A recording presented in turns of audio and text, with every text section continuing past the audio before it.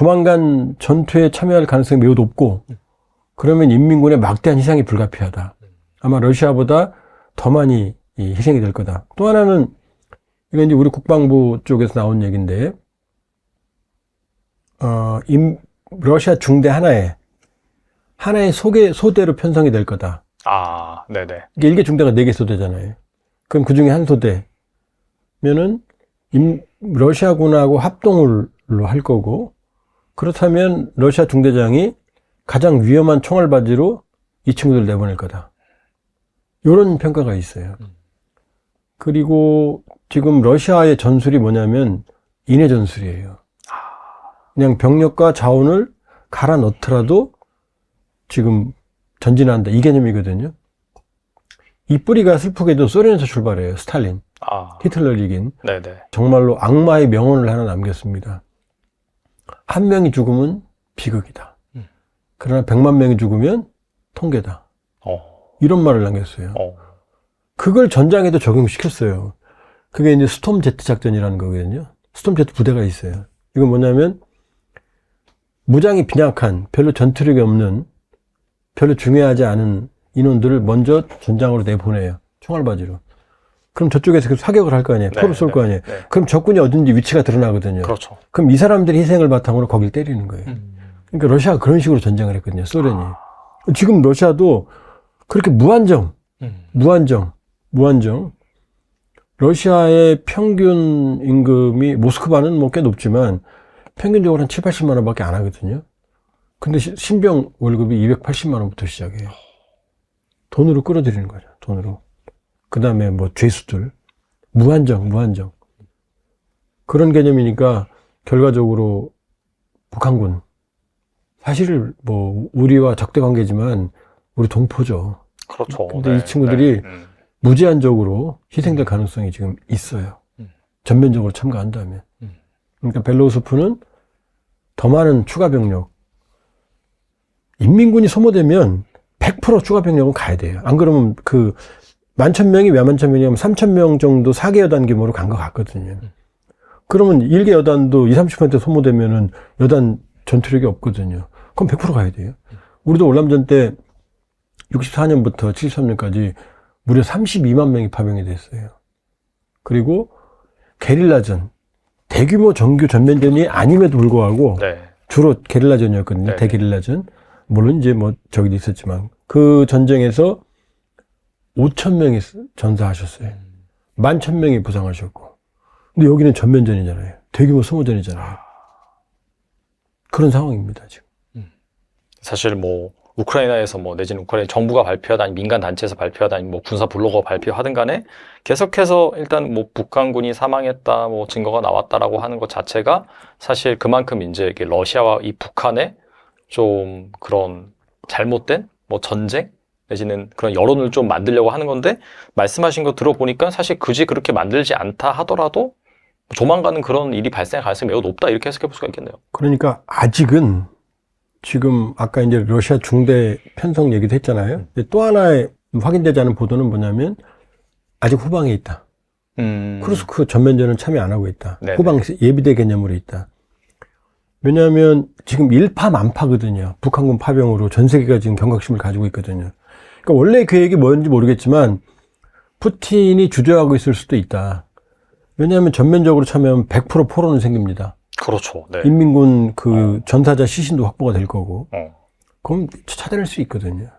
그러니까 현재까지는 어떤 상태인지 말씀드린 대로 11,000명이 크루스크 인근에 있고, 그리고 확실한 건 이제 전투에 참여하면 무제한적으로 소모가 될 거고, 그럼 추가 파병, 이미 추가 파병 준비설들이 나와요. 뭐 7군단이나 이런 데 차출해서 개마고원 이런 데서 훈련하고 있다는 얘기 나오고 있거든요. 네네. 아직 확인은 안 됐지만. 그러니까 북한 내에서 추가 파병 움직임이 있다는 보도들도 지금 나오고 있어요. 그리고 현재 10월 기준으로 컨테이너 약 2만 개 분량의 무기가 러시아로 갔다, 북한에서. 되게 많이 갔네요. 2만 개면은 이제 러우 전쟁에서 제일 중요한 게 포예요. 포격전이에요. 하루에 누가 많이 포를 쏘느냐가 좌우하거든요, 전세를. 포를 쏘면 못 움직이거든요, 부대가.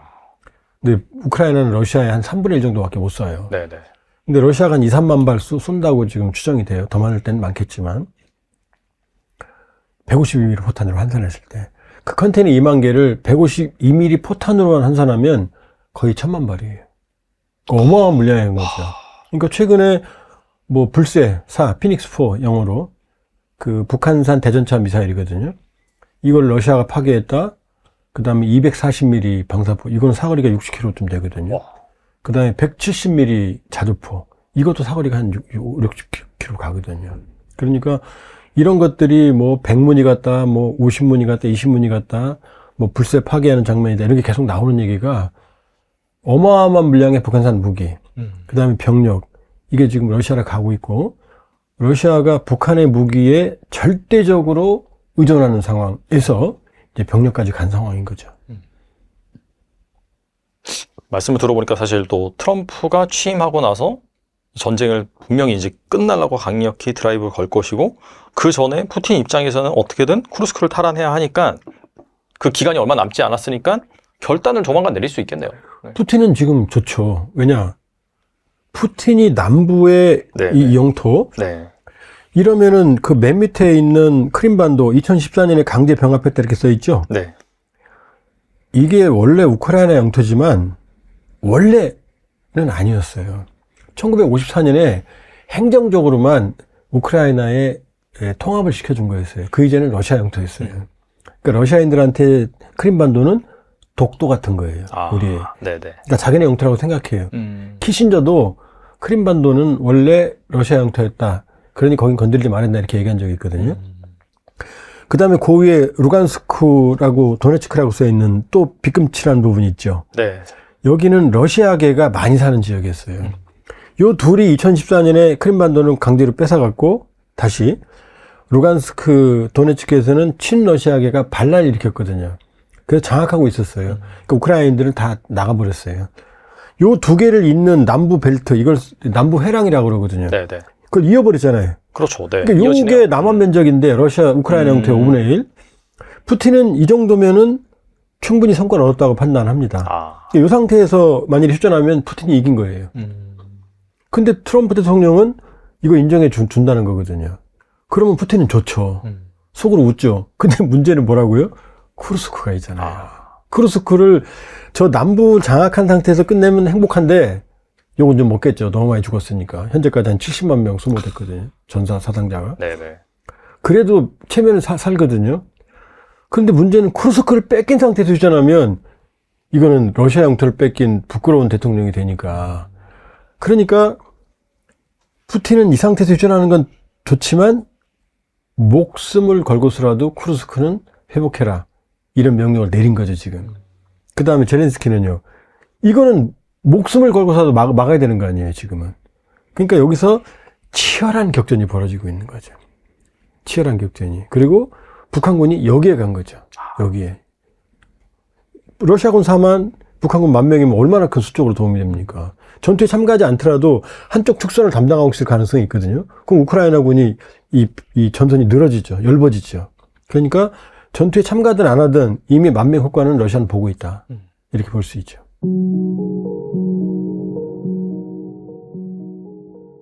북한군이 전쟁의 총알바지가 된 것이 아니냐 그런 해석이 많은데 이 북한군의 피해는 얼마나 클까요? 그러니까 이게 제가 직접 현장에 가보지 못해서 뭐 그거 정확한 숫자는 말씀 못 드리겠지만 네네. 우리 언론에 나오는 그 보도들이 다 맞을 겁니다.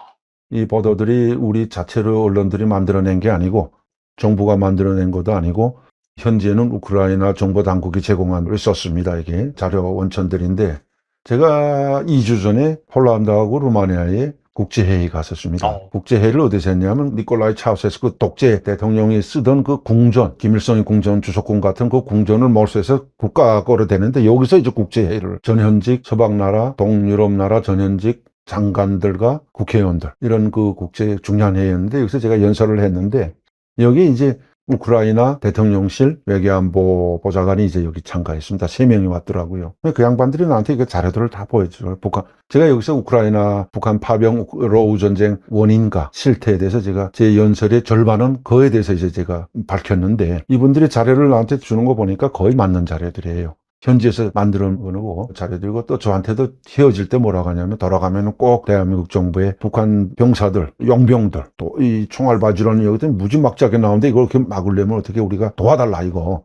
특히 이게 우리 탈북민들이 많으니까 사이콜로지컬 워페어라고 뭡니까 심리전을 해서 아까운 이런 북한 병사들도 죽지 않게 하고 러시아 군인들도 죽지 않게 하게 한 심리전을 좀 강하게 벌리게 좀 나보고 가서 조언해달라 하면서 그 자료들을 나한테 쭉 주는데 우리 언론에 나온 자료들하고 같습니다. 그러니까 이게 저도 이제 북한에서 이런 사건들을 많이 있을 때 경험했는데 북한이 역대적으로 이번에 러우 전쟁에 용병들을 파병한 것이 숫자적으로는 제일 많습니다. 12,000명으로 나왔는데 역대적으로 베트남 전쟁, 그 다음에 그때 이제 공군들하고 특수요원들 많이 이제 파견했고, 그 다음부터는 이제 중동 국가들, 아프리카 나라들, 분쟁 국가들의 네. 또 반미적인 국가들의 많이 이제 군사교관단, 그 다음 군사무자들을 많이 이제 무상 지원했습니다. 이게 이제 군사교관들이 가가지고는 특수부대, 우간다라든가 탄자니아라든가 리비아, 이라크 같은 데는 거의 한 1,000명, 2,000명들이 들어가가지고 시리아 같은 데들 터널 다 파주고 그 작전 다 해주고 대통령국 특수 경호팀도 다 가서 훈련해주고 평양에 불러다가 지휘관들은 훈련 주고 하는 그걸 완전히 북한이 7, 80년대는 그것만 했습니다. 돈도 안 받고 무료로. 그러니까 이 반미적이고 테러 국가들만 다 해주고 아프리카 같은 데 내전 국가들 해서 친북 세력들을 규합하느라고. 예. 그리고 유엔에서 하나라도 우리 남과 북이 대결해서 결의안 통과 때 지지표를 하나 얻느라고 무상 지원하고 이렇게 했는데 이 우크라이나 전쟁의 파병은 진짜 이게 심각합니다. 지금 12,000명인데 제 생각에는 결론적으로 말씀드리면 앞으로 한 10만 명까지도 늘어날 겁니다. 왜 그러냐면은 지금 어제도 한 500명이 떼죽음 당했다고 북한 병사들이 우크라이나 정보당국이 촬영한 소스라고 이제 우리한테 서방에 공개했는데 이제 숫자가 더 늘어날 겁니다. 500명이 1,000명이 되고 2,000명 되고 5,000명 되고 이 시간 문제인데 왜 그러냐면 여러분들 보셨지만 완전히 이제 영어로 블리츠 스탠드라고 호벌판에 육군 11군단이라면 이게 이제 경보군단이라고 하는데 이게 이제 훈련이 어떻게 되어 있냐면 황장엽 선생님이 옛날 이제 와서 그 이야기를 했습니다. 11군단 경보군단의 가장 큰 사명이 유사시에 한반도에서 전쟁이 일어나면 특공대로서 이제 저기 후방에 대전, 대구, 부산 여기에 투자돼가지고 밤에 그 후방을 다 완전히 경보로 뛰어다니면서 다 교란시키는 겁니다. 폭파시키고 이제 원자력 발전소 폭파시키고 무슨 뭐 이런 그 작업하는 애들이 산악지대에 완전히 이게 정통화된 특수부대 요원들인데 얘들이 지금 이 벌판에 떡 나가서 지금 서 있는데 어떻게 되냐면 그 탱크를 가다가 다 내려놓잖아요. 그리고 그 벌판에 총알바디를 그야말로 산악지대 흘러봐내는데 벌판에서는 또 뛸 데도 없으니까 완전 그렇죠. 너희들 죽기를 각오하고 나가라 이거예요. 총알바디 영어 그대로 블리츠 스탠드예요. 총알바지로 나가면 그 뒤에 러시아 애들이 따라가는 거예요. 장갑차 수모가면 총알바지로 나가는. 그러니까 어차피 얘는 뒤에 돌아서면 쏴 죽이게 되고 앞으로만 나가게 되는데 죽기 살기로 해서는 앞으로만 나가는데 러시아 군도 방어하는 그 수림에서 방어하는 러시아 군도 저게 죽지 않자니까 얘들부터 쏴 죽이는데 이걸 빨리 막아야 됩니다. 그런데 그러다 나니까 이게 죽을 숫자가 늘어날 수밖에 없는데 지금 김정은 정권으로서는 외화원 통치 작업이 나올 수 있는 건 오직 여기밖에 없는 겁니다. 러시아밖에 없는 겁니다. 네네. 왜냐하면 지난 10년간 돌이켜보면 유엔 제재로서 심각한 제재로서 완전히 북한이 경제가 다 파산나고 코로나 이제 19 2019년부터 국정이 완전히 폐쇄되면서 지원이 완전 막혔고 그 이후에는 트럼프 김정은이 하노이 정상회담 하면서 끝나고 그 해에서 이제 김정은이가 트럼프한테 중국이 숙적이라 천년의 원수다 이렇게 이런 말을 하면서 중국을 절대로 못 믿는다. 다시 말해 시진핑 못 믿는다. 우리 미국 널 믿겠으니까 외교관계 설정하고 안보 조약을 불가침 조약을 맺고 너와 같이 나는 이제 살아가겠다 하는 걸 이제 공개해가지고 그 폼페이오 일기에 나와가지고 그 지금 중국이 완전히 대노해가지고 다 지금도 다 자르고 몇만 명 되던 그 외화벌이 통치자금 벌던 근로자들 다 지금 철수시키는데 한 1,000명, 2,000명밖에 안 남았는데 이 찰나에 이제 이게 러우 전쟁이 터지면서 처음에는 재래식 무기 공급하다가 그러다가 지금 병사들 파병하는데 용병들 파병하는데 이게 죽어가면 10만 명 쉽게 들어갑니다. 왜냐하면 여기밖에 통치자금 나올 수밖에 없고 북한은 지금 철두섬이 돈과 김정은은 통치자금으로서 이 권력중 20%를 돈으로 관리하면서 여기를 지금 이건 50%는 외면 세력들은 굶어 죽겠으면 말고 내부르면서 통치하는 겁니다. 좀 이따 적대적 두 국가론도 이제 본질도 말씀드리겠지만 그러니까 한 사람이 죽으면은 1억 분을 준답니다. 우리 1억 원을. 한 달 월급이 2,000원이지만 희생자가 나오기든 전사자가 나면 1억 원을 준다는 것 같은데 와. 이게 10만이면 얼마나 많은 몇 조 단위로 나옵니다. 그러네요, 진짜. 그러니까 이거 완전히 이거 허기죠. 이거 가지고만 그 통치자가 하는데 지금 언론에서는 뭐 러우 관계가 더 깊어지면서 동맹까지 군사 동맹까지 가는데 한미 동맹에 맞먹는 군사 동맹까지 가고 더 여기다 이제 돈까지 버는 데다가 자기네가 아직까지 완성 못한 핵무력 진입 못하지 않습니까? ICBM이.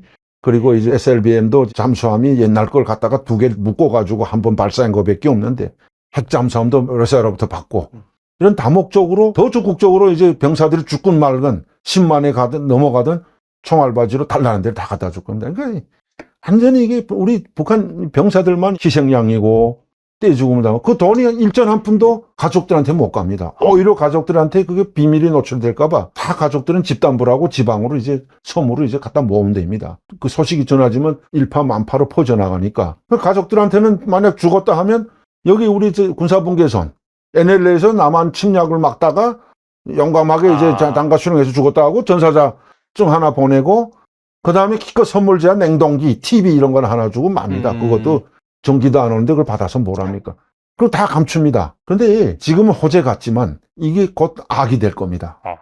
역으로 이제 북한 정권을 붕괴시키는 시발점이 될 수 있고 도화선이 될 수 있는데 지금 북한에는 한류가 다 넘쳐납니다. 그렇죠. 네. 이제 벌써 고난의 행군 때부터 30년이 됐는데 남한 드라마나 케이팝은 두말할 것도 없고 북한의 권력층들이 다 변하고 있습니다. 북한 권력층이 심지어 지금 남한의 뉴스를 청취합니다. 일주일 전에 그 USB를 다 달아다가 전문 우리 대한민국 3사 방송, KBS, SBS, 큰 방송들, 또 종편 방송들 뉴스만 전문 보는 이런 간부들이 풍이 또 불고 10만 불에서 50만 불이 비자금을 만들어서 유사시에 도망치려는 쿠바 주재 219 참사가 말했듯이 맞아요. 네. 완전히 이게 무너지기 시작했고 넥타이면 꽃제비들이 되는데 이 사람들은 왜 그러냐면 체제 붕괴되는 경우 거기 남아있으면 이 80%한테 매맞아 죽습니다. 이게 이 90년대 구소련이 붕괴된 거 북한이 초반에 그때 완전히 이제 붕괴 상태에 왔을 때 권한한 그때 김정일이 한 말이 있습니다. 이 체제를 총각칼로 독재 체제를 유지 못하면 붕괴되면은 20% 당신 간부들이 제일 먼저 인민위 교수대에 올라가서 목을 베야 된다. 그 한 말이 있습니다. 30년이 지금 지났습니다. 그래서 성군 정치도 선포하고 총칼로 다스려 왔는데 이제는 한류가 넘쳐나고 아까도 말씀드렸지만 한류가 케이팝이 문제인 게 아니고 남한 뉴스만 전문적으로 지도층들이 이제 그렇게 하려고 하거든요. 그러니까 이게 퍼지는 경우 러우 전쟁에서의 북한 병사들이 떼죽음이 나고 계속 갈수록 이제 아까도 말씀드렸지만 엄청난 숫자가 발생할 수 있는데 이게 북한 체제를 붕괴시키는 도화선이 될 수 있는 그러한 결과도 나올 수 있다는 걸. 그러나 김정은으로서는 이건 선택의 여지가 없습니다. 체제를 유지하자니까 돈 벌어들여야 되니까 그게 이제 현 상황이고 러시아 우크라이나 전쟁은 제 생각에는 저게 지금 트럼프 대통령이 자기가 당선되면 바로 이제 끊겠다고 했는데 이게 좀 힘들 것 같습니다. 왜냐하면 이스라엘 하마스 전쟁은 지금 휴전 상태에 들어갔는데 네네. 러우 전쟁은 제 생각은 이 빼앗긴 땅을 찾으려는 우크라이나와 또 이걸 뺏기지 않고 선점한 것까지 지금 놓치지 않겠다는 이 싸움이 좀 오래 갈 거고 제 생각엔 뭐 한 1년 가지 않겠나. 그렇게 되면은 가슴 아픈 것이 애매한 북한의 무관 병사들이 죽는 게 이게 참 가슴 아파서 저도 잠을 못 자는데 우리가 어떻게 하면 빨리 아까도 서두에서 말씀드렸지만 북한 병사들의 죽음을 없애기 위해서는 빨리 도와야 됩니다. 데려오든지. 우크라이나 제가 그 말도 했습니다. 루마니아 해에 가서 우크라이나 대통령실 보좌관한테 그 연설했습니다. 다 있는 데서 제가 한 가지 방도가 제 개인적인 생각인데 심리전을 해야 된다. 그 앞에 총알바지로 나온 사람들한테 방송을 불러. 이 밥에 떡을 고깃국을 준다고만 방송 불지 말고 그 TV에 나오더라고요. 그들에게 자유와 인권 또 자유세계로 안아주겠다. 그리고 당신네는 헌법상 대한민국 국민이다. 당신네가 탈북하는 경우 우리가 대한민국까지 안전하게 탈북할 수 해주고 대한민국이 품에 안기면 헌법상 국민이기 때문에 당신네들은 다 권리를 보장받게 된다. 자유민주주의는 물론이고 인권뿐만 아니라 집도 직장도 다 이제 여기서 보장해 주기 때문에 무고하게 김정은의 독재 체제를 위해서 목숨 바치지 말고 넘어오라. 그러면 이제 그들도 살리고 러시아 병사들도 살리지 않겠나. 이걸 제가 그 국제회의에서 강하게 격조로 영어로 쭉 했더니 뭐 박수도 많이 쳤지만 끝나고들 다 저한테 찾아와서 또 자기 나라 초청한다고 이제 그 초청도 많이 받았는데 다음에는 좀 많이 어디 회의 가야 될 것 같습니다.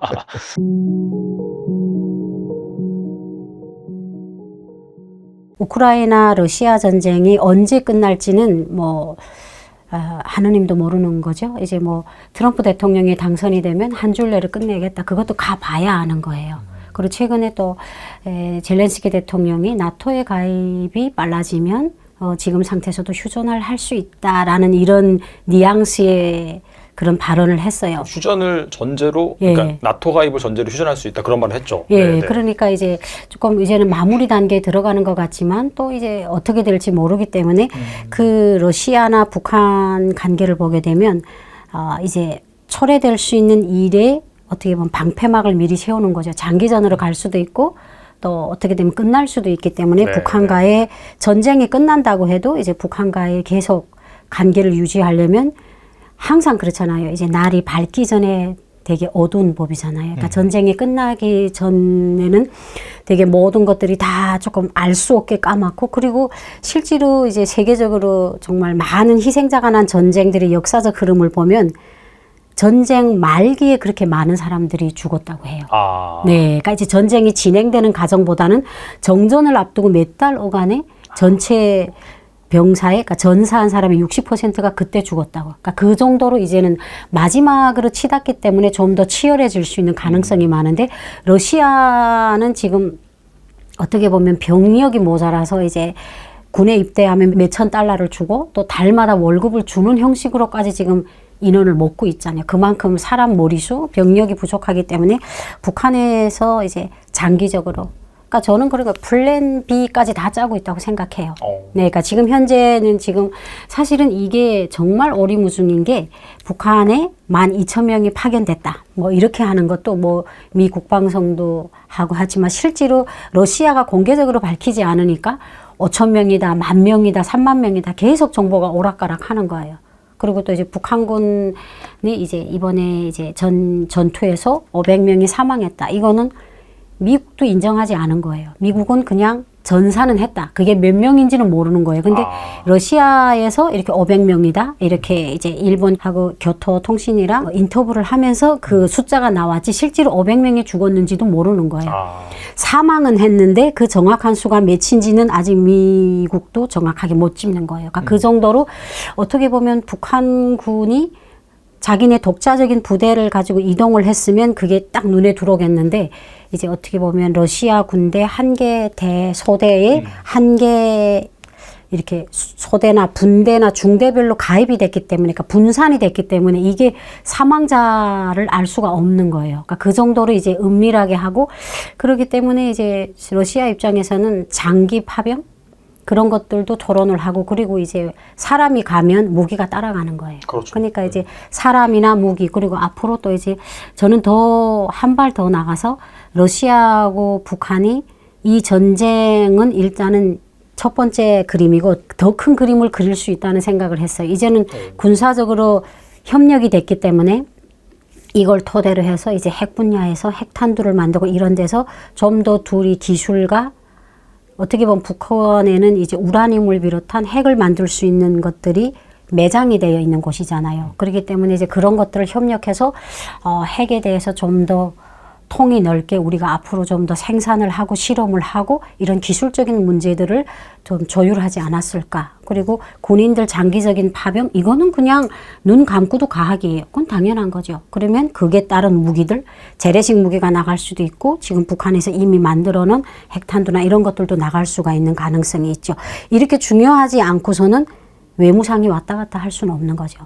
네, 그래서 이번에 그거에 대해서 북한도 우리가 기본적인 내용은 공식적으로 밝히지 않겠죠. 대신 러시아가 영토 완수를 위한 건 우린 끝까지 지지한다. 그냥 이 정도로가 된 거예요. 그러니까 이거는 두 나라만의 극비겠죠. 근데 저는 이게 시작이라고 봐요. 앞으로도 이제 계속 연관이 있을 거고, 러시아 전쟁이 끝났다 해도 북한과 러시아는 이제 끊어질래야 끊어질 수 없는, 과거에도 그랬지만 앞으로도 더 이번 전쟁을 통해서 그런 것 같아요.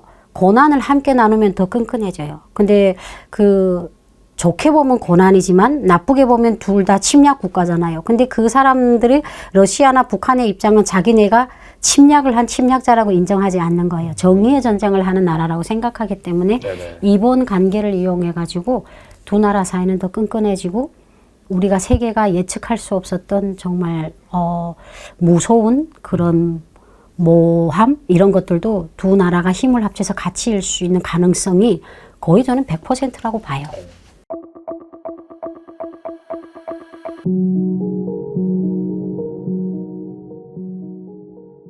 조만간 전투에 참여할 가능성이 매우 높고, 그러면 인민군의 막대한 희생이 불가피하다.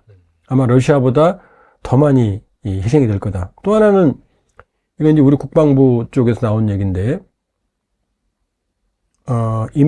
러시아 중대 하나의 소대로 편성이 될 거다. 아, 네네. 이게 1개 중대가 4개 소대잖아요. 그럼 그 중에 한 소대면은, 러시아군하고 합동으로 할 거고, 그렇다면 러시아 중대장이 가장 위험한 총알바지로 이 친구들 내보낼 거다. 이런 평가가 있어요. 그리고 지금 러시아의 전술이 뭐냐면 인해 전술이에요. 그냥 병력과 자원을 갈아 넣더라도 지금 전진한다. 이 개념이거든요. 이 뿌리가 슬프게도 소련에서 출발해요. 스탈린. 히틀러를 이긴. 네네. 정말로 악마의 명언을 하나 남겼습니다. 한 명이 죽으면 비극이다. 그러나 100만 명이 죽으면 통계다. 이런 말을 남겼어요.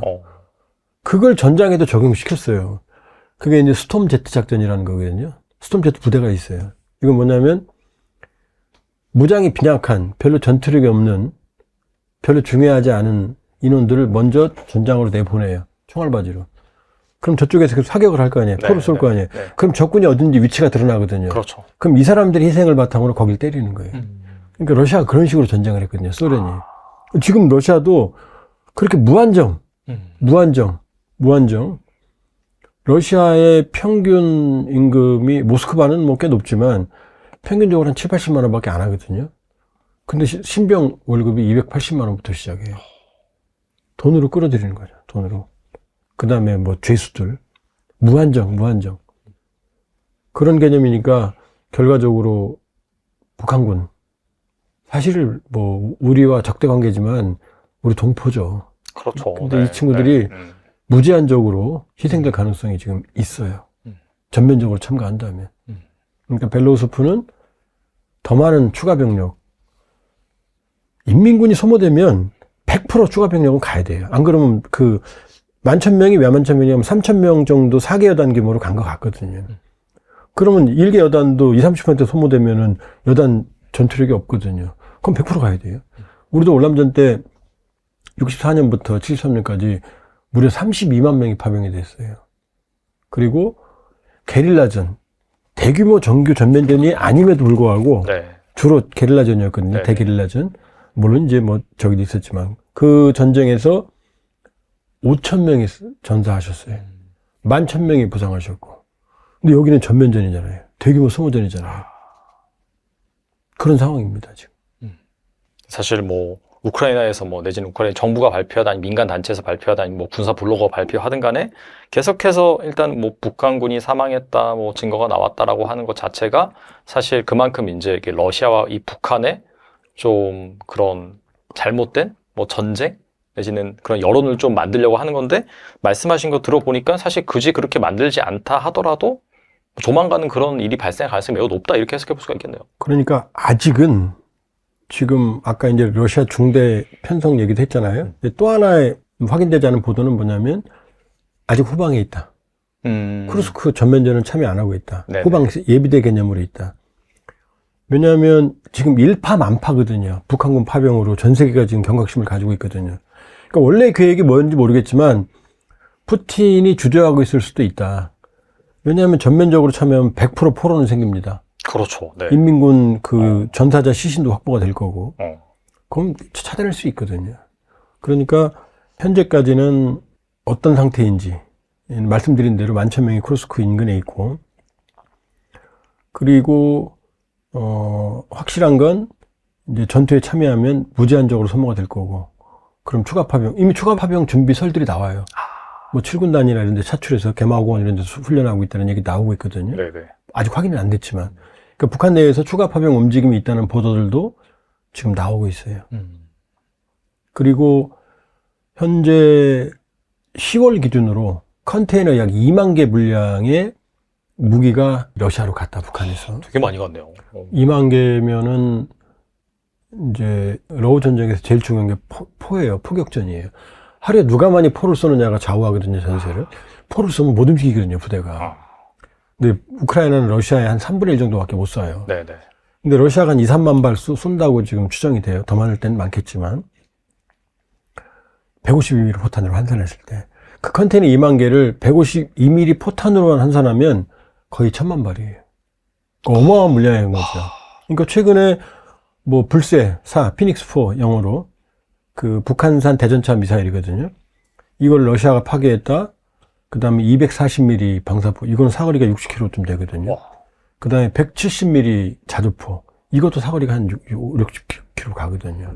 그러니까 이런 것들이 뭐 100문이 갔다, 뭐 50문이 갔다, 20문이 갔다, 뭐 불새 파괴하는 장면이다. 이런 게 계속 나오는 얘기가 어마어마한 물량의 북한산 무기, 그 다음에 병력, 이게 지금 러시아로 가고 있고, 러시아가 북한의 무기에 절대적으로 의존하는 상황에서 이제 병력까지 간 상황인 거죠. 말씀을 들어보니까 사실 또 트럼프가 취임하고 나서 전쟁을 분명히 이제 끝나려고 강력히 드라이브를 걸 것이고, 그 전에 푸틴 입장에서는 어떻게든 쿠르스크를 탈환해야 하니까 그 기간이 얼마 남지 않았으니까 결단을 조만간 내릴 수 있겠네요. 네. 푸틴은 지금 좋죠. 왜냐? 푸틴이 남부의 네, 이 네. 영토, 네. 이러면은 그 맨 밑에 있는 크림반도 2014년에 강제 병합했다 이렇게 써 있죠? 네. 이게 원래 우크라이나 영토지만 원래는 아니었어요. 1954년에 행정적으로만 우크라이나에 통합을 시켜준 거였어요. 그 이전엔 러시아 영토였어요. 그러니까 러시아인들한테 크림반도는 독도 같은 거예요. 우리의. 네네. 그러니까 자기네 영토라고 생각해요. 키신저도 크림반도는 원래 러시아 영토였다. 그러니 거긴 건드리지 말았다 이렇게 얘기한 적이 있거든요.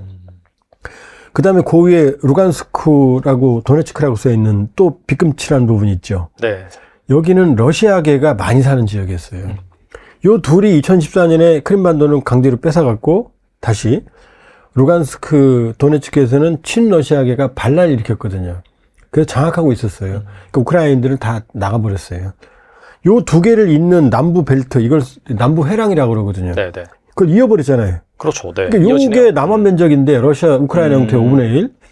푸틴은 이 정도면은 충분히 성과를 얻었다고 판단합니다. 이 상태에서 만일에 휴전하면 푸틴이 이긴 거예요.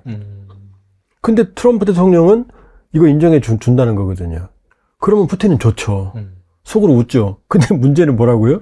쿠르스크가 있잖아요. 쿠르스크를 저 남부 장악한 상태에서 끝내면 행복한데 요건 좀 먹겠죠. 너무 많이 죽었으니까. 현재까지 한 70만 명 소모됐거든요. 전사 사상자가. 네네. 그래도 체면을 살거든요. 근데 문제는 쿠르스크를 뺏긴 상태에서 휴전하면 이거는 러시아 영토를 뺏긴 부끄러운 대통령이 되니까. 그러니까 푸틴은 이 상태에서 휴전하는 건 좋지만 목숨을 걸고서라도 쿠르스크는 회복해라.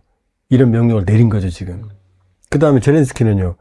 이거는 목숨을 걸고서라도 막아야 되는 거 아니에요, 지금은. 그러니까 여기서 치열한 격전이 벌어지고 있는 거죠. 치열한 격전이. 그리고 북한군이 여기에 간 거죠. 여기에. 러시아군 4만, 북한군 10,000명이면 얼마나 큰 수적으로 도움이 됩니까? 전투에 참가하지 않더라도 한쪽 특선을 담당하고 있을 가능성이 있거든요. 그럼 우크라이나군이 이 전선이 늘어지죠. 엷어지죠. 그러니까 전투에 참가든 안 하든 이미 만명 효과는 러시아는 보고 있다. 이렇게 볼 수 있죠.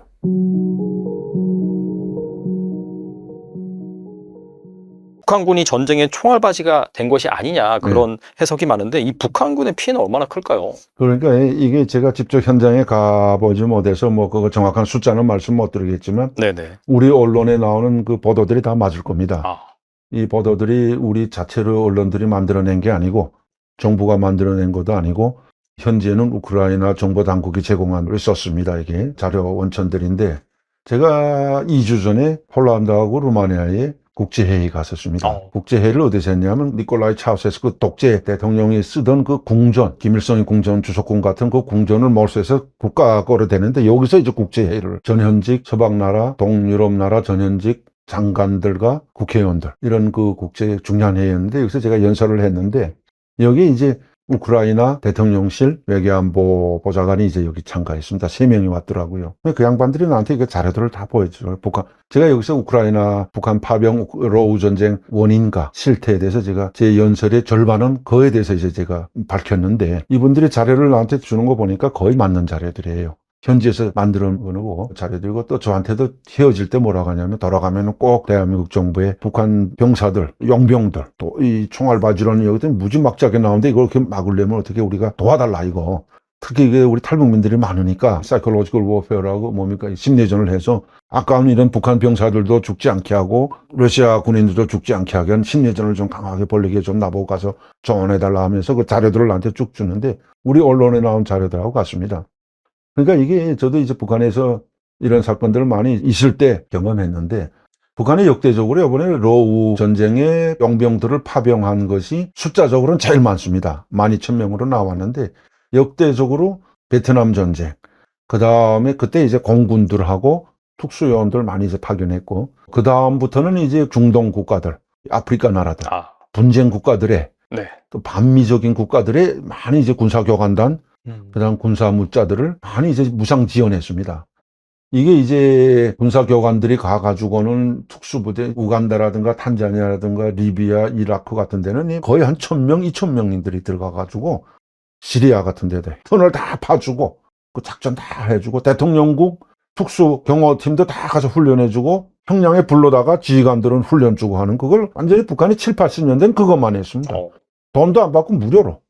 그러니까 이 반미적이고 테러 국가들만 다 해주고, 아프리카 같은 데 내전 국가들 해서 친북 세력들을 규합하느라고. 예. 그리고 유엔에서 하나라도 우리 남과 북이 대결해서 결의안 통과 때 지지표를 하나 얻느라고 무상 지원하고 이렇게 했는데, 이 우크라이나 전쟁의 파병은 진짜 이게 심각합니다. 지금 12,000명인데 제 생각에는 결론적으로 말씀드리면 앞으로 한 10만 명까지도 늘어날 겁니다.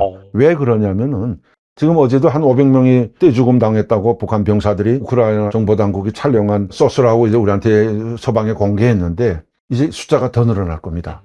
500명이 1,000명이 되고 2,000명 되고 5,000명 되고, 이 시간 문제인데, 왜 그러냐면 여러분들 보셨지만 완전히 이제 영어로 블리츠 스탠드라고 포벌판에 육군 11군단이라면 이게 이제 경보군단이라고 하는데, 이게 이제 훈련이 어떻게 되어 있냐면, 황장엽 선생님이 옛날 이제 와서 그 이야기를 했습니다. 11군단 경보군단의 가장 큰 사명이 유사시에 한반도에서 전쟁이 일어나면 특공대로서 이제 저기 후방에 대전, 대구, 부산 여기에 그쪽으로 투자돼가지고 밤에 그 후방을 다 완전히 경보로 뛰어다니면서 다 교란시키는 겁니다. 폭파시키고, 이제 원자력 발전소 폭파시키고, 무슨 뭐 이런 그 작업하는 애들이 산악지대에 완전히 이게 정통화된 특수부대 요원들인데, 얘들이 지금 이 벌판에 떡 나가서 지금 서 있는데 어떻게 되냐면 그 탱크를 가다가 다 내려놓잖아요. 그리고 그 벌판에 총알바디를 그야말로.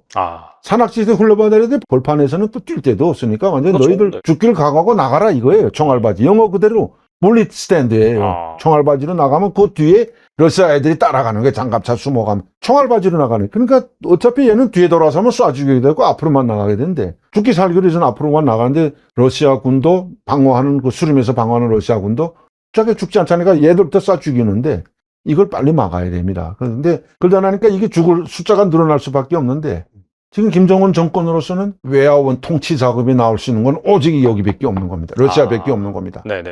왜냐하면 지난 10년간 돌이켜보면 유엔 제재로서 심각한 제재로서 완전히 북한이 경제가 다 파산나고, 코로나 이제 19 2019년부터 국정이 완전히 폐쇄되면서 지원이 완전히 막혔고, 그 이후에는 트럼프 김정은이 하노이 정상회담 하면서 끝나고 그 해에서 이제 김정은이가 트럼프한테 중국이 숙적이라 천년의 원수다 이런 말을 하면서 중국을 절대로 못 믿는다. 다시 말해 시진핑 못 믿는다. 우리 미국 널 믿겠으니까 외교관계 설정하고 안보 조약을 불가침 조약을 맺고 너하고 같이 나는 이제 살아가겠다 하는 걸 이제 공개해가지고 그 폼페이오 일기에 나와가지고 그 지금 중국이 완전히 대노해가지고 다 지금도 다 자르고 몇만 명 되던 그 외화벌이 통치자금 벌던 근로자들 다 지금 철수시키는데 한 1,000명, 2,000명밖에 안 남았는데 이 찰나에 이제 이게 로우 전쟁이 터지면서 처음에는 재래식 무기 공급하다가 그러다가 지금 병사들 파병하는데 용병들 파병하는데 이게 죽어가면은 10만 명 쉽게 들어갑니다. 왜냐하면 여기밖에 통치자금 나올 수밖에 없고 북한은 지금 철두섬이 돈과 김정은은 통치자금으로서 이 권력층 20%를 돈으로 관리하면서 여기를 지금 이건 50%는 외면 세력들은 굶어 죽겠으면 말고 내부르면서 통치하는 겁니다. 좀 이따 적대적 두 국가 라운드 이제 본질도 말씀드리겠지만 그러니까 한 사람이 죽으면은 1억 분을 준답니다. 우리 1억 원을. 한 달 월급이 2,000원이지만 네. 희생자가 나오기든 전사자가 나면 1억 원을 준다는 것 같은데 와. 이게 10만이면 얼마나 많은 몇 조 단위로 나옵니다. 그러네요, 진짜. 그러니까 이거 완전히 이거 허기죠. 이거 가지고만 이거 통치자가 하는데 지금 언론에서는 뭐 러우 관계가 더 깊어지면서 동맹까지 군사 동맹까지 가는데 한미 동맹에 맞먹는 군사 동맹까지 가고 더 여기다 이제 돈까지 버는 데다가 자기네가 아직까지 완성 못한 핵무력 진입 못하지 않습니까? ICBM이.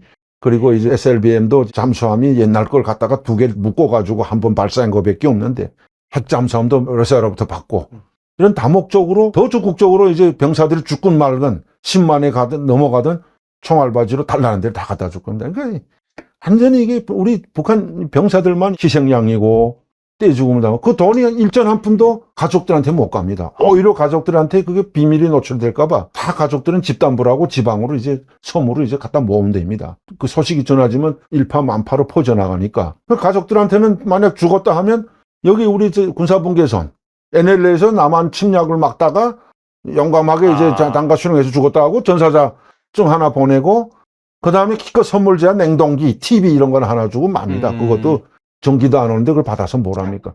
그거 다 감춥니다. 그런데 지금은 호재 같지만 이게 곧 악이 될 겁니다.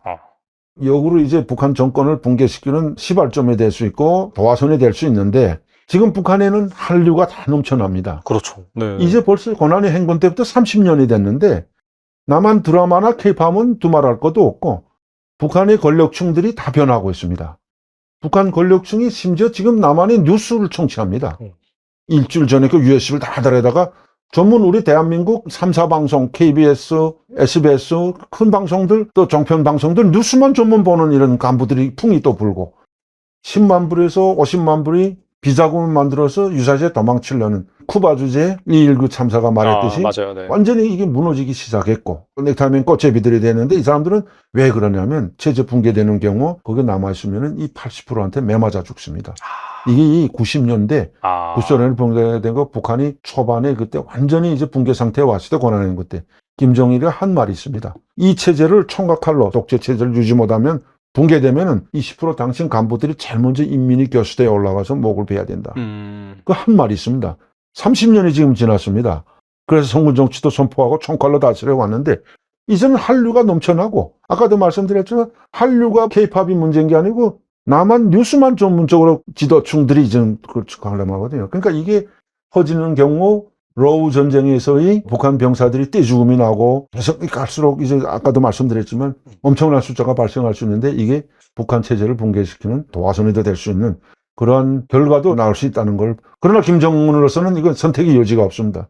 체제를 유지하자니까 돈 벌어들여야 되니까 그게 이제 현 상황이고 러시아 우크라이나 전쟁은 제 생각에는 저게 지금 트럼프 대통령이 자기가 당선되면 바로 이제 끊겠다고 했는데 이게 좀 힘들 것 같습니다. 왜냐하면 이스라엘 하마스 전쟁은 지금 휴전 상태에 들어갔는데 네네. 러우 전쟁은 제 생각은 이 빼앗긴 땅을 찾으려는 우크라이나와 또 이걸 뺏기지 않고 선점한 것까지 지금 놓치지 않겠다는 이 싸움이 좀 오래 갈 거고 제 생각엔 뭐 한 1년 가지 않겠나. 그렇게 되면은 가슴 아픈 것이 애매한 북한의 무관 병사들이 죽는 게 이게 참 가슴 아파서 저도 잠을 못 자는데 우리가 어떻게 하면 빨리 아까도 서두에서 말씀드렸지만 북한 병사들의 죽음을 없애기 위해서는 빨리 도와야 됩니다. 데려오든지. 우크라이나 제가 그 말도 했습니다. 루마니아 해에 가서 우크라이나 대통령실 보좌관한테 그 연설했습니다. 다 있는 데서 제가 한 가지 방도가 제 개인적인 생각인데 심리전을 해야 된다. 그 앞에 총알바지로 나온 사람들한테 방송을 불러. 이 밥에 떡을 고깃국을 준다고만 방송 불지 말고 그 TV에 나오더라고요. 그들에게 자유와 인권 또 자유세계를 안아주겠다. 그리고 당신네는 헌법상 대한민국 국민이다. 당신네가 탈북하는 경우 우리가 대한민국까지 안전하게 탈북할 수 해주고 대한민국이 품에 안기면 헌법상 국민이기 때문에 당신네들은 다 권리를 보장받게 된다. 자유민주주의는 물론이고 인권뿐만 아니라 집도 직장도 다 이제 여기서 보장해 주기 때문에 무고하게 김정은의 독재 체제를 위해서 목숨 바치지 말고 넘어오라. 그러면 이제 그들도 살리고 러시아 병사들도 살리지 않겠나. 이걸 제가 그 국제회의에서 강하게 격조로 영어로 쭉 했더니 뭐 박수도 많이 쳤지만 끝나고들 다 저한테 찾아와서 또 자기 나라 초청한다고 이제 그 초청도 많이 받았는데 다음에는 좀 많이 어디 회의 가야 될 것 같습니다.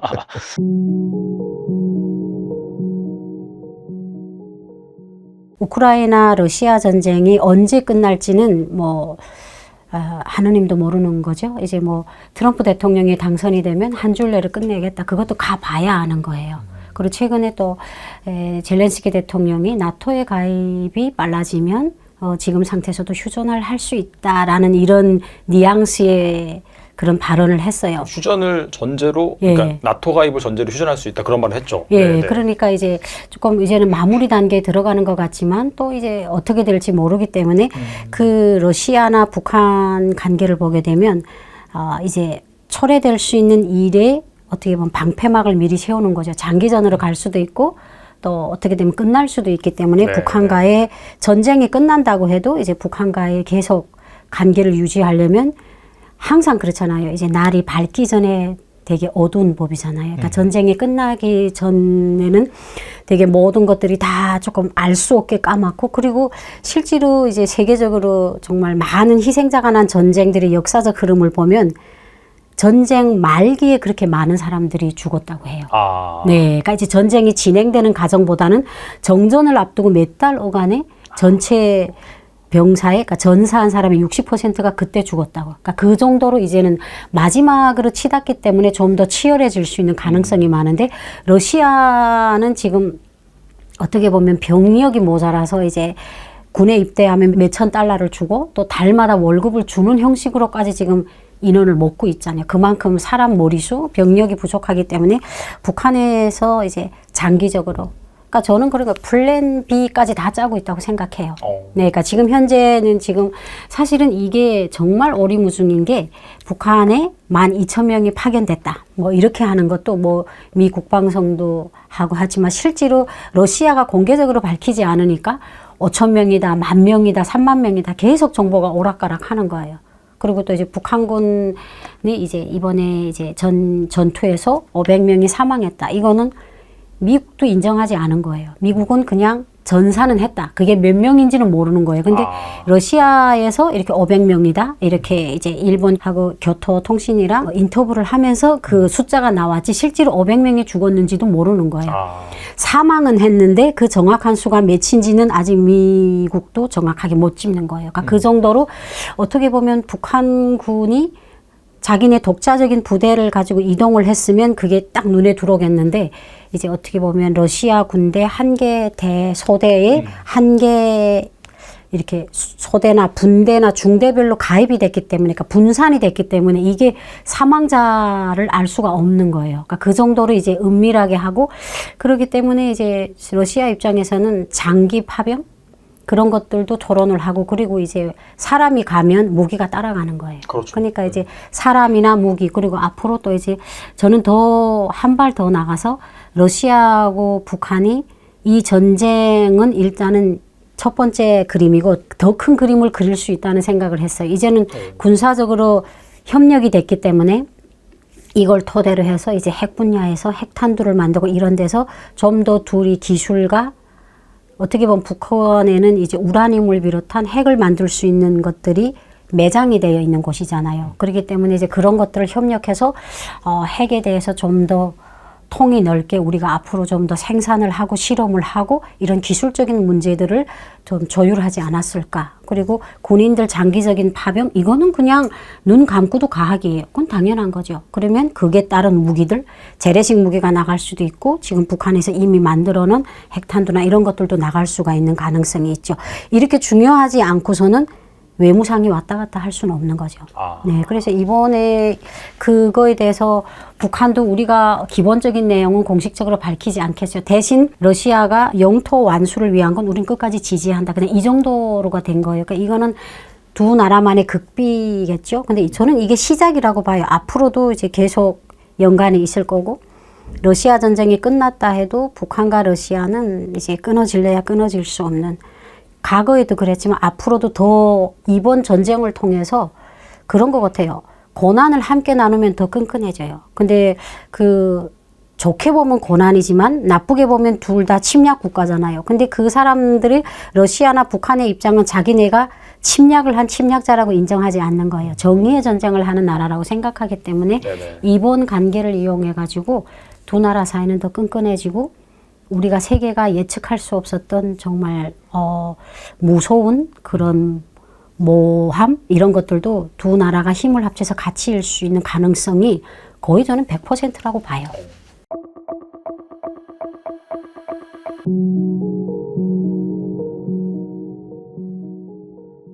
조만간 전투에 참여할 가능성이 매우 높고 그러면 인민군의 막대한 희생이 불가피하다. 아마 러시아보다 더 많이 희생이 될 거다. 또 하나는 이건 이제 우리 국방부 쪽에서 나온 얘기인데 러시아 중대 하나의 소대로 편성이 될 거다. 아, 네네. 이게 1개 중대가 4개 소대잖아요. 그럼 그 중에 한 소대면은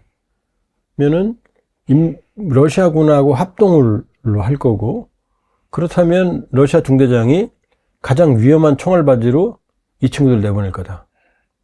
이런 평가가 있어요. 그리고 지금 러시아의 전술이 뭐냐면 인해 전술이에요. 그냥 병력과 자원을 갈아 넣더라도 지금 전진한다. 이 개념이거든요. 이 뿌리가 슬프게도 소련에서 출발해요. 스탈린. 히틀러를 이긴. 네네. 정말로 악마의 명언을 하나 남겼습니다. 한 명이 죽으면 비극이다. 그러나 100만 명이 죽으면 통계다. 이런 말을 남겼어요. 그걸 전장에도 적용시켰어요. 그게 이제 스톰 제트 작전이라는 거거든요. 스톰 제트 부대가 있어요. 이건 뭐냐면 무장이 빈약한 별로 전투력이 없는 별로 중요하지 않은 인원들을 먼저 전장으로 내보내요. 총알바지로. 그럼 저쪽에서 계속 사격을 할 거 아니에요. 포를 쏠 거 아니에요. 그럼 적군이 어딘지 위치가 드러나거든요. 그렇죠. 그럼 이 사람들이 희생을 바탕으로 거길 때리는 거예요.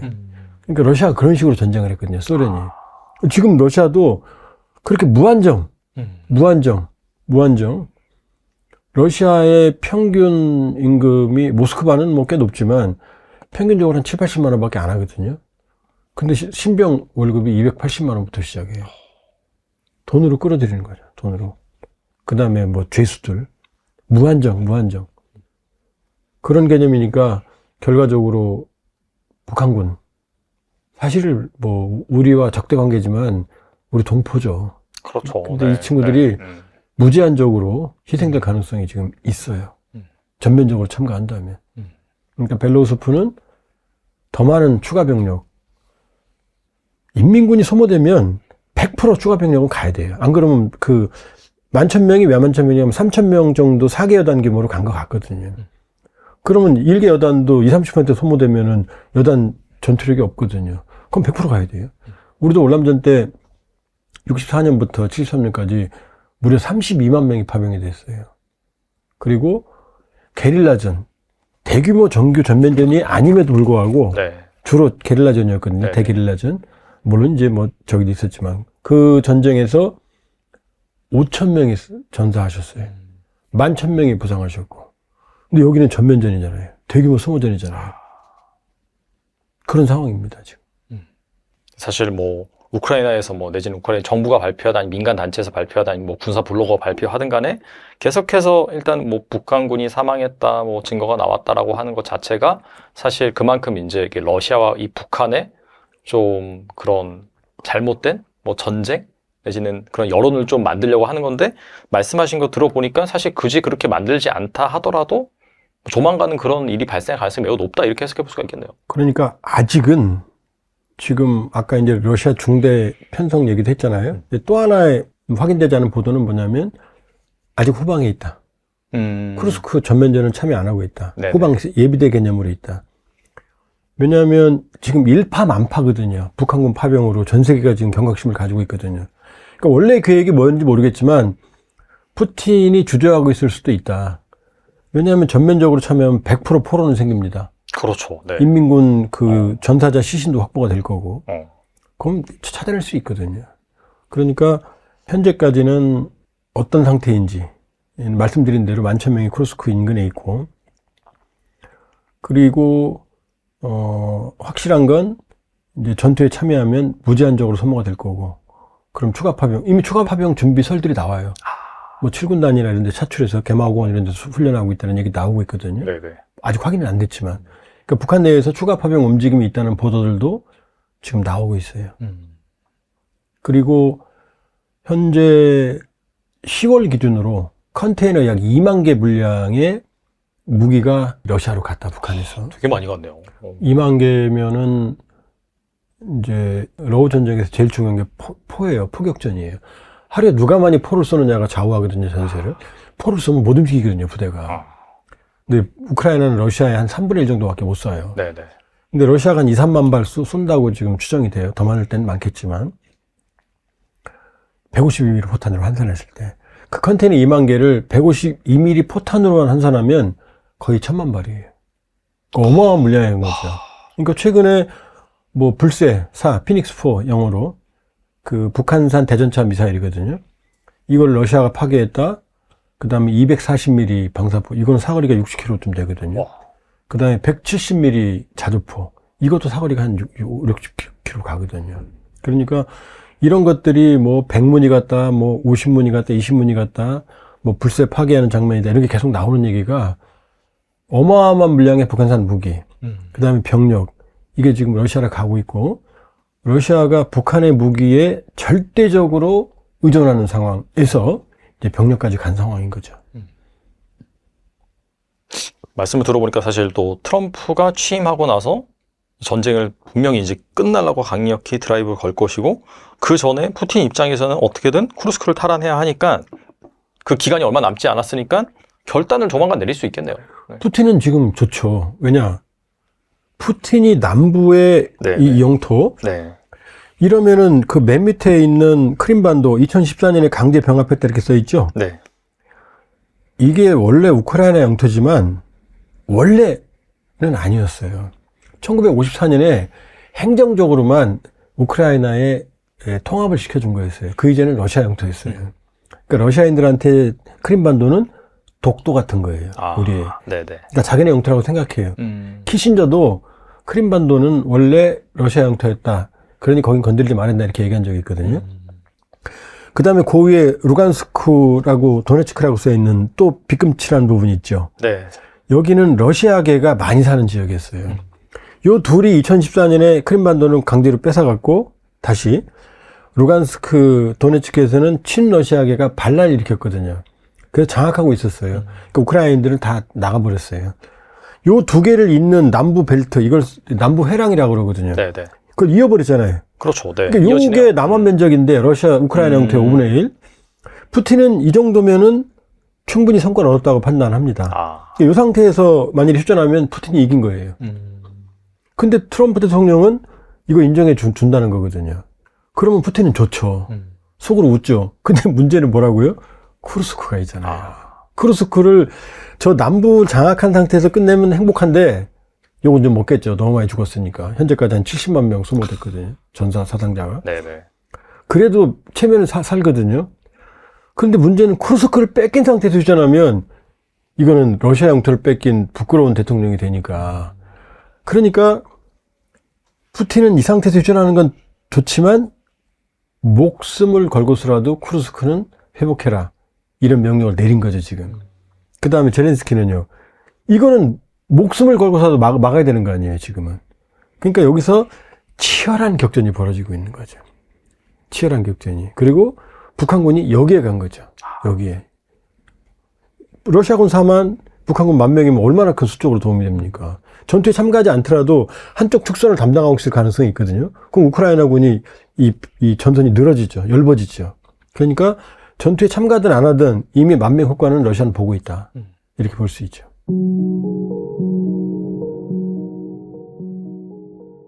북한군이 전쟁의 총알바지가 된 것이 아니냐 그런 해석이 많은데 이 북한군의 피해는 얼마나 클까요? 그러니까 이게 제가 직접 현장에 가보지 못해서 뭐 그거 정확한 숫자는 말씀 못 드리겠지만 네네. 우리 언론에 나오는 그 보도들이 다 맞을 겁니다.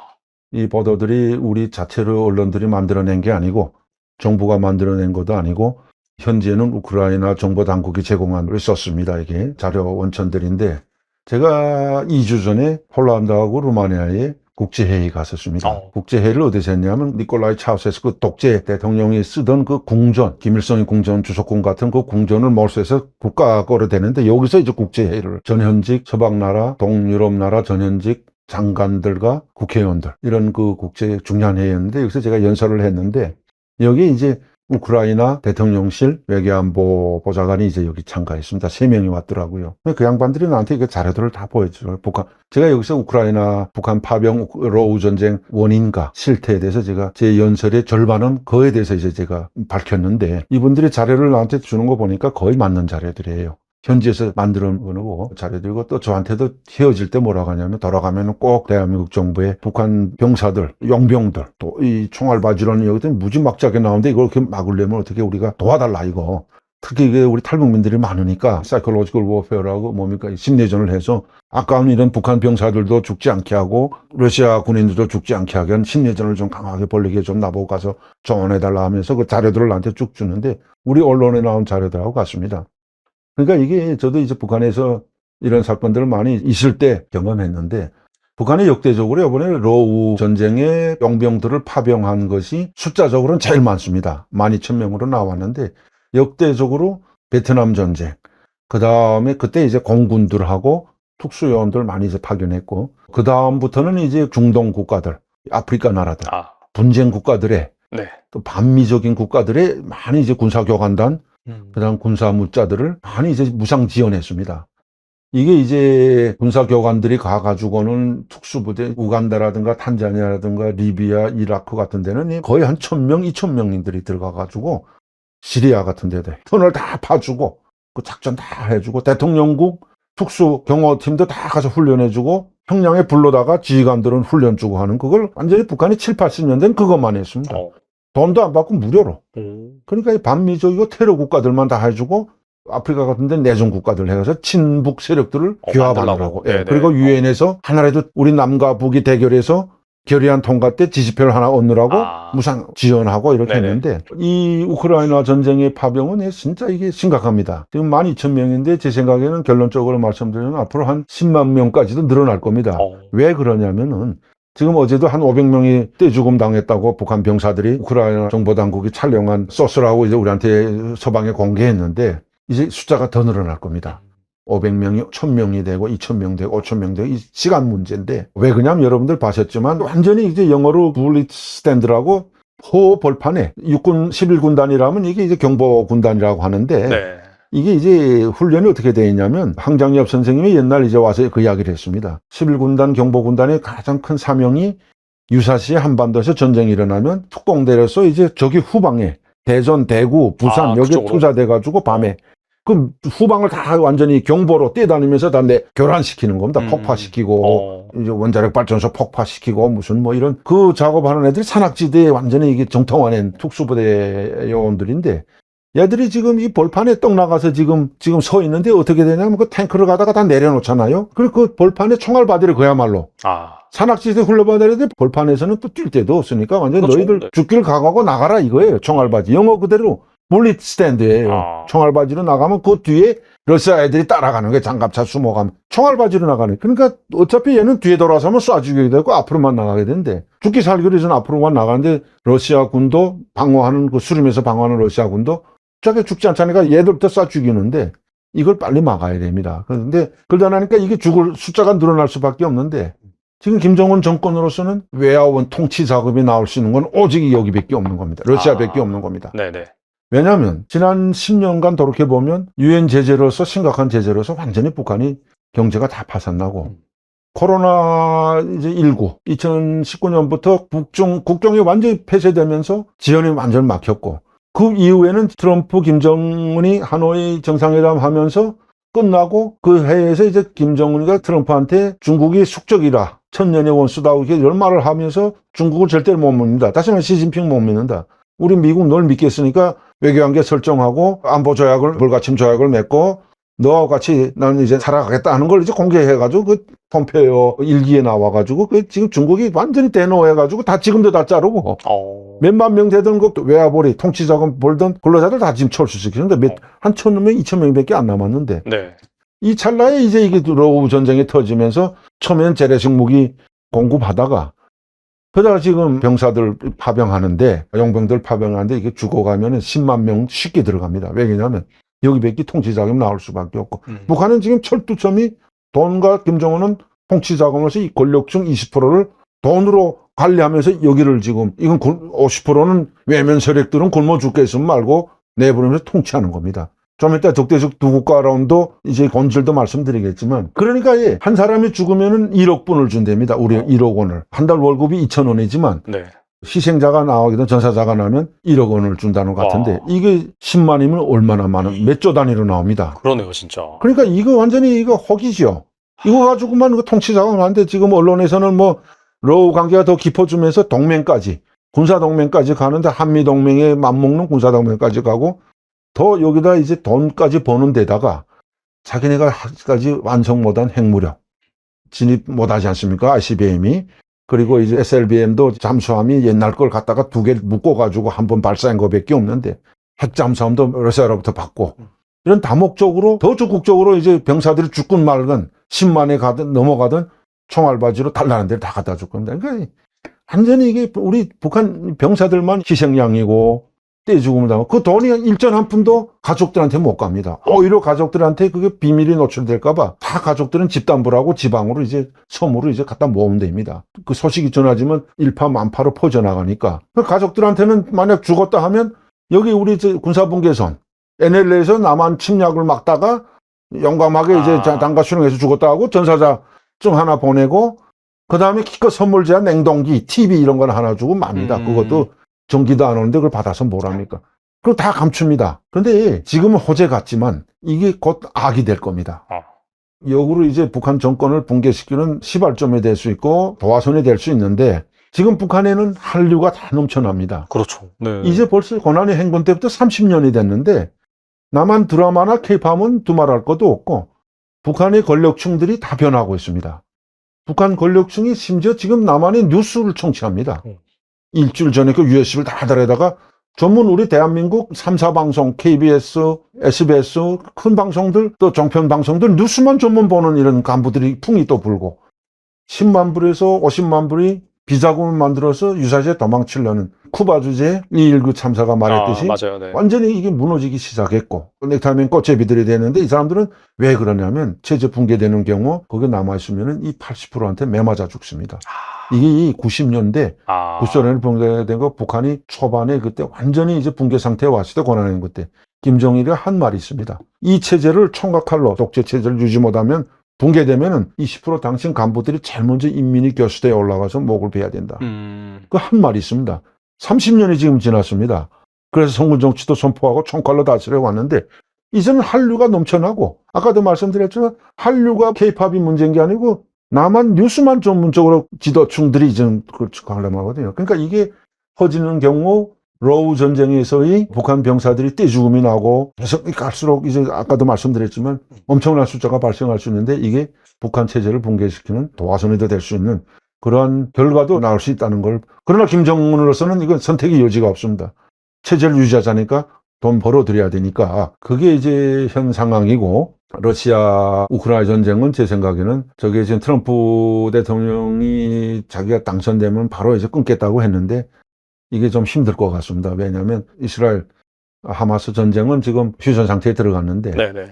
러우 전쟁은 제 생각은 이 빼앗긴 땅을 찾으려는 우크라이나와 또 이걸 뺏기지 않고 선점한 것까지 지금 놓치지 않겠다는 이 싸움이 좀 오래 갈 거고 제 생각엔 뭐 한 1년 가지 않겠나. 그렇게 되면은 가슴 아픈 것이 애매한 북한의 무고한 일병사들이 죽는 게 이게 참 가슴 아파서 저도 잠을 못 자는데 우리가 어떻게 하면 빨리 아까도 서두에서 말씀드렸지만 북한 병사들의 죽음을 없애기 위해서는 빨리 도와야 됩니다. 데려오든지. 우크라이나 제가 그 말도 했습니다. 루마니아 해에 가서 우크라이나 대통령실 보좌관한테 그 연설했습니다. 다 있는 데서 제가 한 가지 방도가 제 개인적인 생각인데 심리전을 해야 된다. 그 앞에 총알바지로 나온 사람들한테 방송을 불러. 이 밥에 떡을 고깃국을 준다고만 방송 불지 말고 그 TV에 나오더라고요. 그들에게 자유와 인권 또 자유세계로 안아주겠다.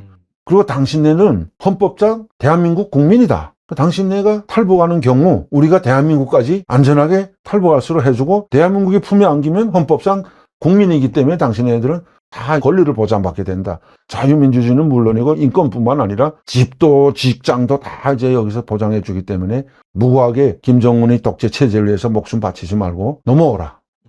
그러면 이제 그들도 살리고 러시아 병사들도 살리지 않겠나. 이걸 제가 그 국제회의에서 강하게 격조로 영어로 쭉 했더니 뭐 박수도 많이 쳤지만 끝나고들 다 저한테 찾아와서 또 자기 나라 초청한다고 이제 그 초청도 많이 받았는데 다음에는 좀 많이 어디 가야 될 것 같습니다.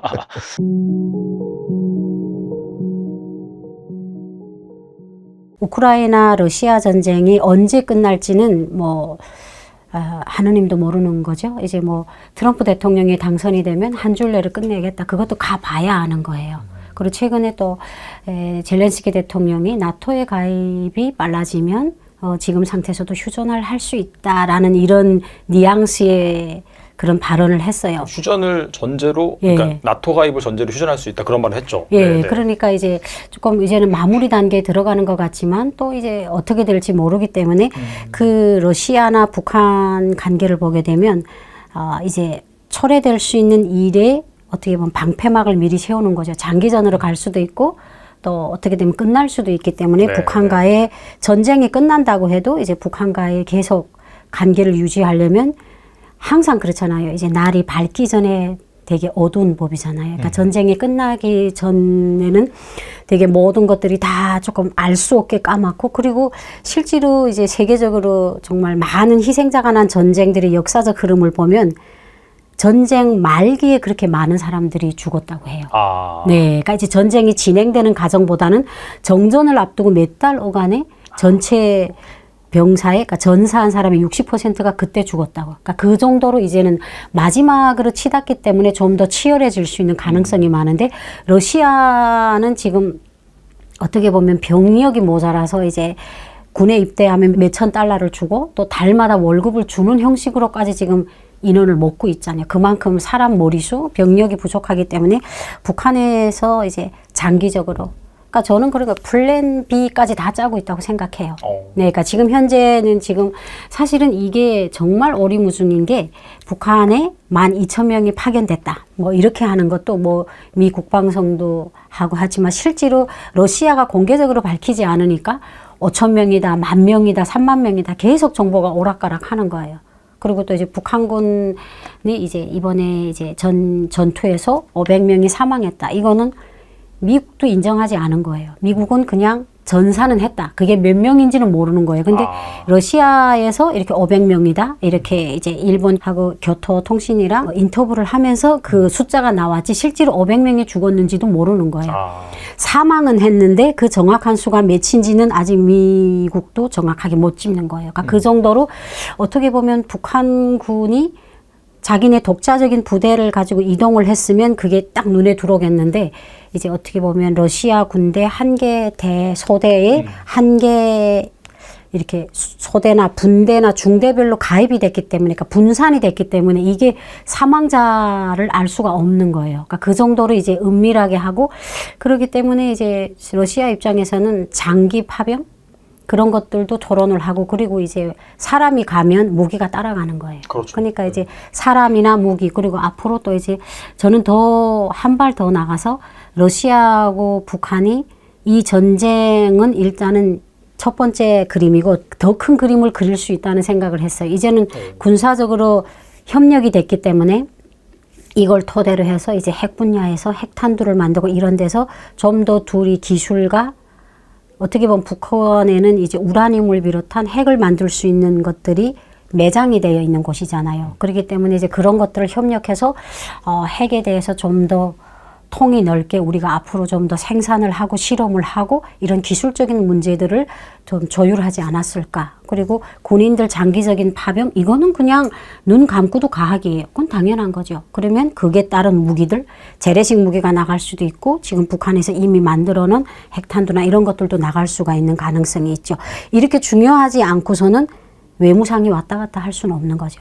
네, 그래서 이번에 그거에 대해서 북한도 우리가 기본적인 내용은 공식적으로 밝히지 않겠어요. 대신 러시아가 영토 완수를 위한 건 우린 끝까지 지지한다. 그냥 이 정도로가 된 거예요. 그러니까 이거는 두 나라만의 극비겠죠. 근데 저는 이게 시작이라고 봐요. 앞으로도 이제 계속 연관이 있을 거고, 러시아 전쟁이 끝났다 해도 북한과 러시아는 이제 끊어질래야 끊어질 수 없는, 과거에도 그랬지만 앞으로도 더 이번 전쟁을 통해서 그런 것 같아요.